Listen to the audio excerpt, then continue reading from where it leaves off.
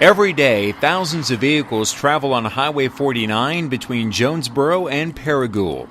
In Jonesboro, one man's job is to make sure traffic flows as smoothly as possible in Jonesboro, as well as going into and coming out of the city. Mark Nichols is the traffic director and has been on the job since November and comes to Jonesboro with a wealth of knowledge about traffic flow and Northeast Arkansas. I recorded this interview with Nichols last month. Kind of tell us a little bit about you, if you don't mind. Well, I grew up in Walnut Ridge and decided to go to college, and I was working for an electrician at the time, and I went to Fayetteville and pursued a degree in electrical engineering, and so I graduated and I started working for the Highway and Transportation Department in 2005.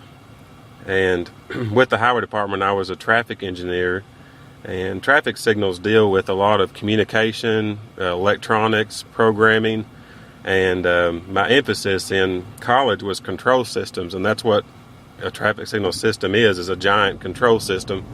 You know, in the Highway Department, we had 5 or 6 traffic engineers, and 4 of those were electrical engineers, and my boss, my supervisor in the Highway Department, had his master's in electrical engineering. And so it's really useful. It's kind of a multi-disciplined field, if you will, where you have to have knowledge of electronics and programming as well as traffic engineering. And I worked for the Highway Department for 7 years, and then started with the city in November. So you say you worked in Fayetteville. Have you worked other parts like Little Rock, or have you worked outside of the state of Arkansas too? Well, no. Whenever I was with the Highway Department, I was on a statewide basis. So I traveled the state and addressed, problems with traffic signals and just traffic issues in general across the state of Arkansas. So I got to see a lot of different problems and different scenarios in different cities. And so that was really, useful as far as my training. And I was fortunate enough to work under Mark Lyons. He was the traffic engineer for the city of Little Rock for 15 years. And so he just had a wealth of knowledge, and I just gleaned experience, knowledge and experience off of Mark Lyons, and really felt like I gained a lot of experience in a short amount of time. With the Highway Department. What specific challenges are there with Jonesboro's traffic that kind of makes it unique and more challenging maybe than other parts of the state of Arkansas, or is it all basically the same? Well, no, it is different. A lot of it depends on the distance that people live from their jobs.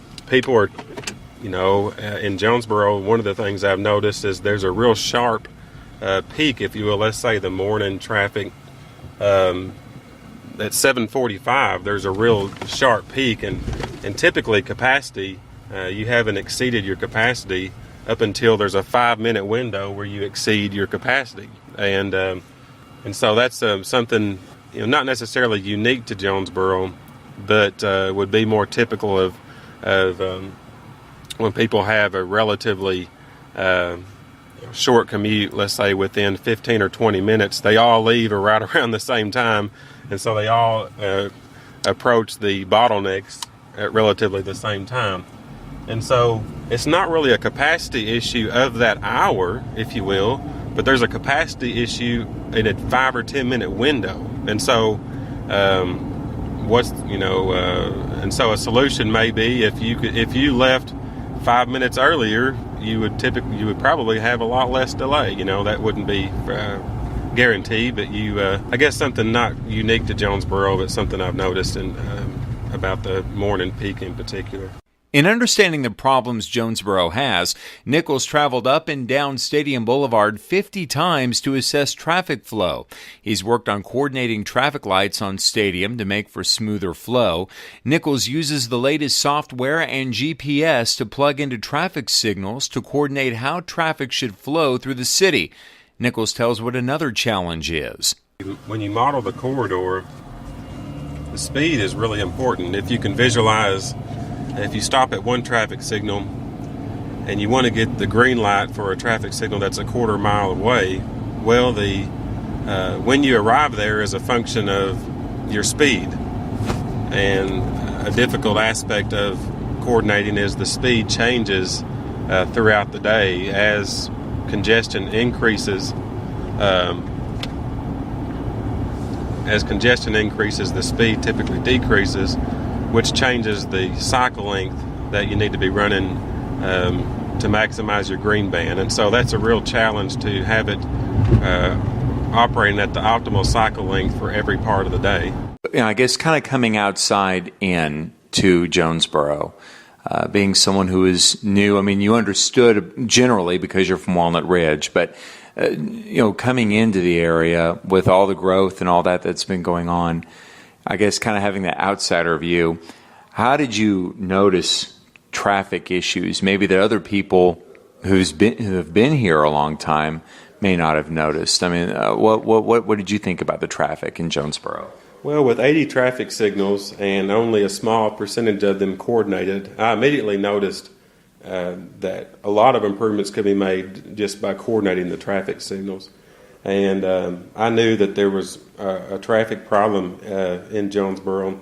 And, immediately when you, as a traffic engineer, and you drive through the city, you can see, you see, right turn lanes that needed to be added or phasing changes that need to happen to traffic signals, or you notice some detection that's not working properly. And so outside coming in, you do notice a lot of improvements that need to be made.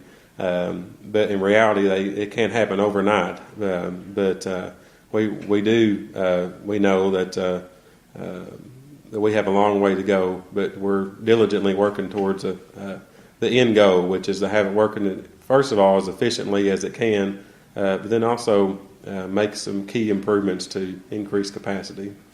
How do you think your job is making a difference in Jonesboro?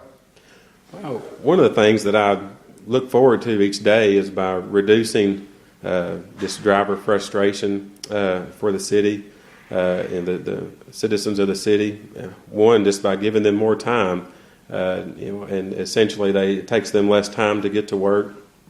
If we can reduce stops by 15 or 20%, essentially that generates money into the economy that people will be spending on gas that they're now spending at the mall, if you will. And so really it's very rewarding to get to serve the citizens in this way. And I really I look at it like a servant, if you will. I feel like I'm a servant to the citizens of Jonesboro, and so that's very rewarding for me to do that.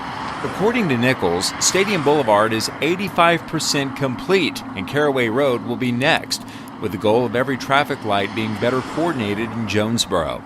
A new traffic light is now working at the new NEA Baptist Hospital site, and another traffic light is expected to be placed at Clinton School Road to help slow down the traffic on Highway 49. The new traffic light is expected to be in place next year.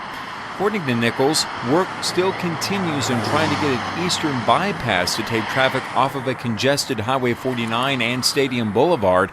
The city will continue working with the State Highway Transportation Department to attempt to get an eastern bypass in Jonesboro. I'm Jonathan Reeves.